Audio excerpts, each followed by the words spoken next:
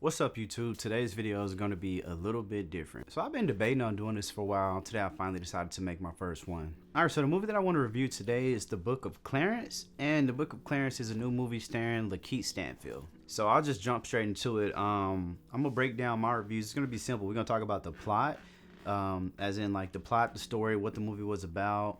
I'll talk about the cinematography. With me being a director, of course, I want to talk about the directing and also the cinematography. I also want to do a takeaway, in terms of what I got from the movie as well. And I just want to keep it real simple and I want to keep it real simple and insightful. All right, so number one, I saw this trailer I saw this trailer maybe like 2 or 3 months ago. I only saw the trailer once. I said, oh, I got to see that. And when I saw the trailer, it was the guy, I don't want to say walking around pretending to be Jesus, but that's essentially kind of what he was doing. And before I just deep dive into it, I am a Christian myself, so I thought it was very interesting that they would even make a movie like this to begin with. Let me just get that out the way. Some of the early things that I'll just get that out the way, because I think anything that talks about Jesus Christ, our Lord and Savior, anything like that is always going to be kind of iffy, because honestly, movies like this and just conversations like this, I don't want to say they test people's faith, but if you got faith, it's not going to bother you. But for a lot of people who are, I guess if you're by the book or just very old school, maybe traditional is probably the word I'm looking for, then I can see how you could be offended. But I just had to get that away. That's my disclaimer. Now let's jump into the movie.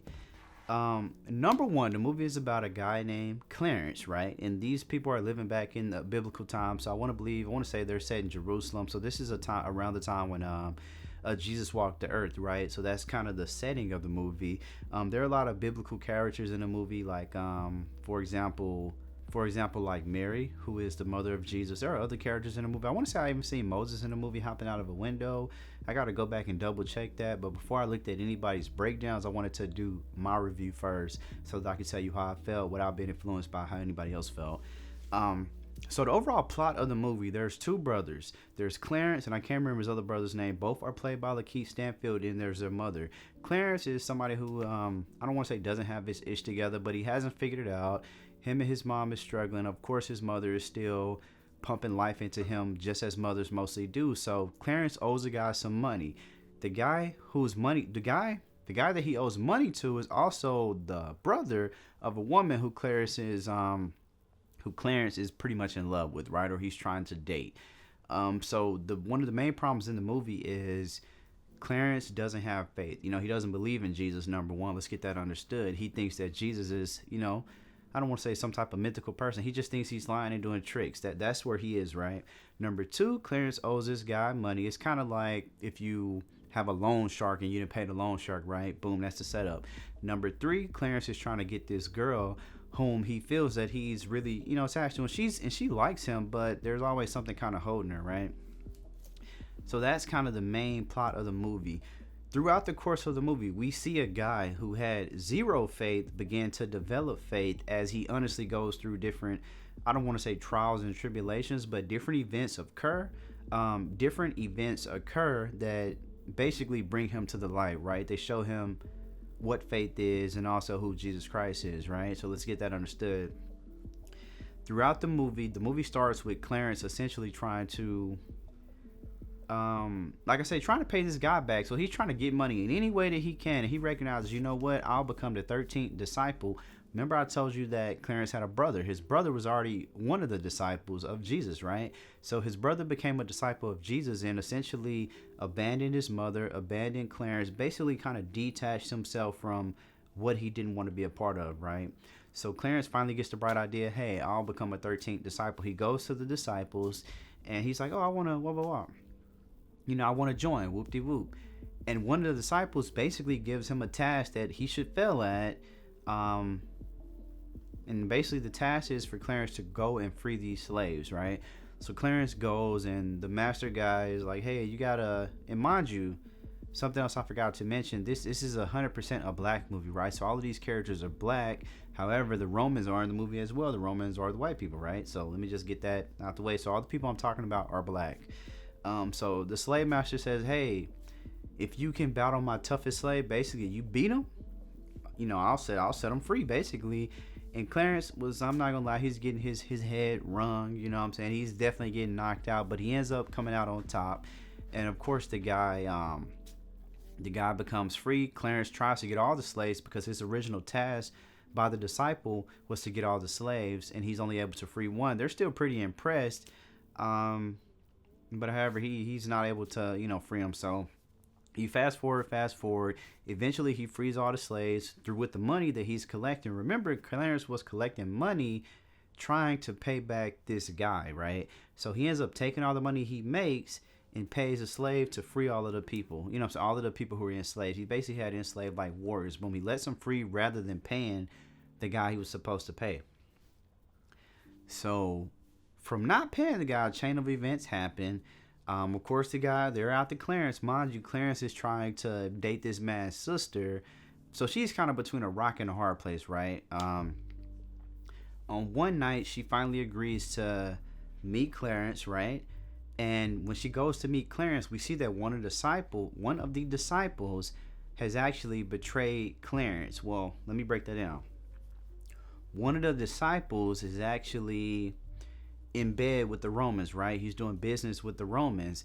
And basically the Romans want him to give up Jesus, but instead of giving up Jesus, he gives up Clarence, because Jesus in this movie is like somebody who a few people have experienced, right? They know he's there. Even his mother Mary is still there. They know he's there, but not everybody has seen it in person with their own eyes. So some people are skeptical.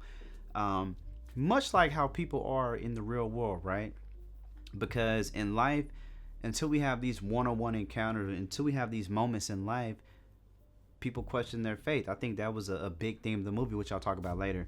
But basically, one of the disciples betrays Clarence. Boom. Clarence gets captured by the Romans.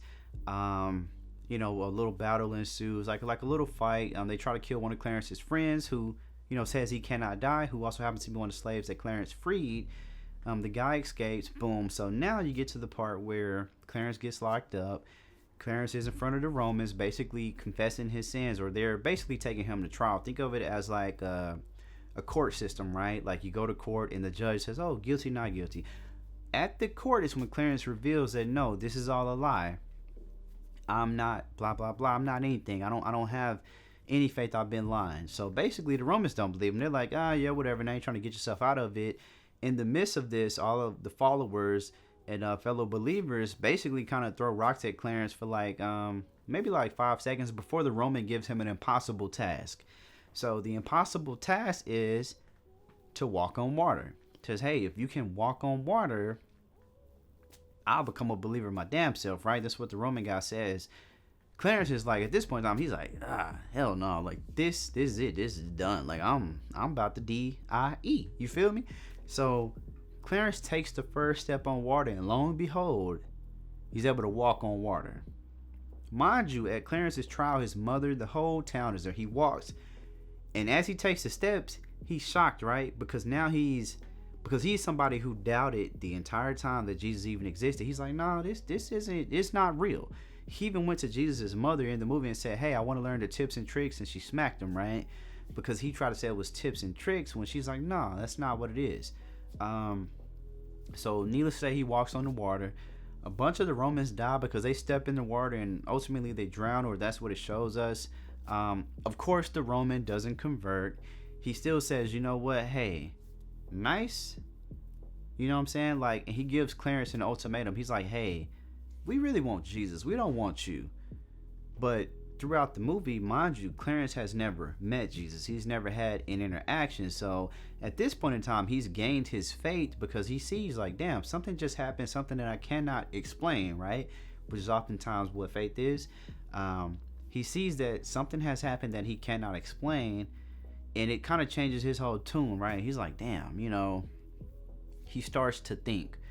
Also, throughout the movie, they have light bulb moments where a light bulb actually pops up on his head and he has a light bulb moment. So he's had another light bulb moment and he realizes like, damn, I didn't have faith, but something saves me. So now he starts to, change his tune. So this is when the movie gets, I want to say a little bit more gruesome. I'm pretty sure many of you all have seen The Passion of the Christ. There's a scene, I want to say in that movie where Jesus at the time, and that's a Mel Gibson movie, by the way. It came out maybe 2003. You should check it out. It's considered controversial yet classic movie. So in this scene, Clarence is basically carrying the cross so that he can be nailed to the cross, essentially like Jesus, right? And Clarence, while he's carrying the cross, he's getting whipped.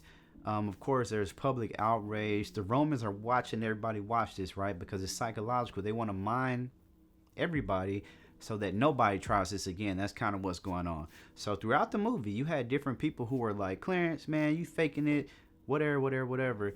And different people, including one of Clarence's people, they want to step in at this point, but Clarence like, nah, let me do it. There's even a scene where there's this little dude who's like, man, Clarence lying. And he even tries to come help Clarence carry the cross, you know what I'm saying, before the Romans can snatch him off. So they're watching Clarence just basically walk this path by himself, right? So boom, he walks this path. He finally gets to the point where, mind you, he's getting whipped, everything. He gets to the point where they nail him to the cross. And boom, boom. So boom, now he gets nailed to the cross and he's hung up there, right? And the Roman the Roman, like the main Roman leader guy, instructs the foot soldier guy basically to stab Clarence, to kind of stab him in the side, essentially saying, hey, he won't survive for the next hour. So mind you, Clarence is on the cross. Clarence dies. They don't show Clarence getting taken to the tomb, but if any of you all know a little bit about the Bible, you know that Jesus rose, right? So Clarence went to this tomb. Well, they showed Clarence in a tomb, and they show a man coming up, and the man breaks the rock. Boom, rock falls apart. He walks into the tomb and he says, hey, says this building and rise. Clarence awakes from the dead. And essentially the man was Jesus, and Jesus went and basically said, all those who believe in me will live forever, right? And I'm sorry if I'm not, quoting it verbatim. Like I said, I watched it last night and I did not take notes, but I want to tell y'all what I got from the movie. So that pretty much touches on the plot of the movie right there. Also, I want to point out that throughout the movie, there's this dirty homeless person who's like pitch black. Jesus, like the real Jesus, blesses this homeless dude with like money, right? So when he blesses him with money, the dude washes himself up. So after the white guy gets washed up, some kind of way he ends up on the cross as well, which they never really explain. But the guy resembles, if you Google what Jesus looks like, he resembles that picture that was painted many years ago, or thousands of years ago at this point. But yeah, that's pretty much the story of the movie. So now I want to talk about the takeaway. I think, to me, what the movie is about, the movie is number one, it's about a man who has zero faith, who does not believe, gaining faith and believing through his own personal experiences that happen within his life, because Clarence is very much, no, that's fake. He's one of those type of people, which a lot of people are. He's skeptical, right? Skepticism, that's what it is. He's very skeptical. Over time, as he sees different things happening, and mind you, Clarence has a good heart. When he got the money from doing basically his preaching, rather than paying back the guy who was trying to kill him, he freed the slaves. So throughout the movie, he is becoming, or always was, a good person, but he just wasn't put in a position maybe to showcase that, right? So what I took away from the movie was, like I said, it's about a man who has zero faith, gaining faith, which is very much like the real world, right? Because oftentimes when it comes to faith, it's one of those things that unless you've had a personal experience, sometimes you're going to be skeptical, you're going to be this or that. And I could see people having a disconnect with the movie right there because of that. But for all of those people who know, and I don't want to say who just truly believe, but the people who know, right? They know that it's about how many people can you save. That's kind of like what life is about, right? It's how many people can you save.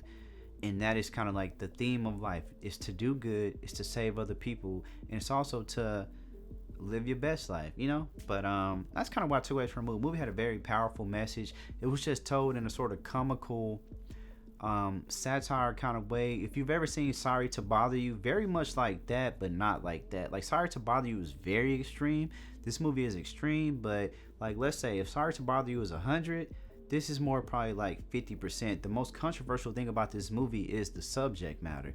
I think anytime you talk about Jesus and anything like that, it's always going to rub people in different ways. Mind you, all of this historically took place in Africa, so everybody is depicted as being, everybody is depicted as being African, which, as we all know, is 1,000% accurate. So overall, I really enjoyed the movie. I honestly give it 10 out of 10, maybe 9 out of 10. I thought the message was very important.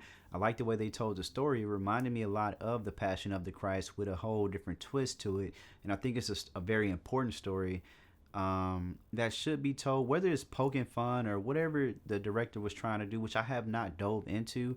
When you watch things like this, when you listen to things, it's all about what you take away from it. What I took away from it was a man has zero faith, found his faith, which is what life is about. So positive for me.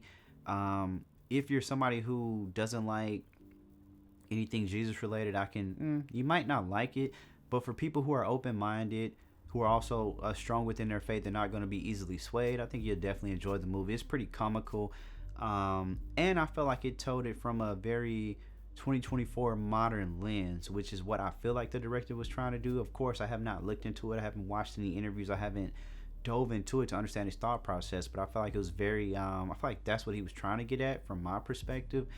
The cinematography, of course, the movie is shot on anamorphic lenses. I didn't go deep dive into like what cameras and stuff like that, because as you know, any movie that has like an actual budget generally is going to look, sound, and feel good. That's just kind of the way of the world.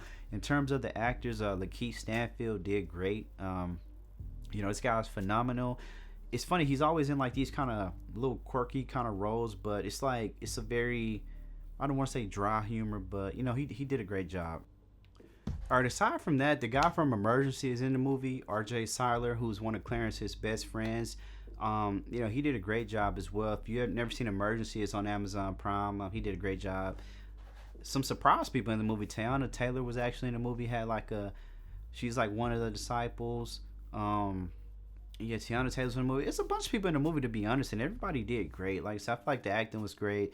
The movie basically touched on it, had like a lot of biblical material, just touched on it from a different lens, which to me is what movies are about. It's all about somebody giving their perspective, painting a picture, and for people to receive and give their perspective on, or to digest. Like I said, I thought the movie was great. This is my first time doing a movie review. I'm sorry if it's a little bit longer than it should be. I didn't want to give away everything on the movie, but I wanted to give enough for you to understand what the movie was about. But yeah, other than that, this year it's a bunch of other movies I want to see, but I'm one of those type of people. I'm only watching what I'm interested in, so I may do this again. Let me know if I should do this again. For the people on the fence about the movie, definitely I would recommend going to go see it, checking it out for yourself. Like I say, good acting, good directing. Overall, just a great project. I thought it had a very, powerful message, and that's what I took away from the movie. But I'm curious, for those who have seen the movie, what did you take away from the movie? And how did you feel about the movie? Because I'm curious. I think it's definitely going to be one of those movies that's probably hit or miss for a lot of people. But overall, a great movie to start out 2024.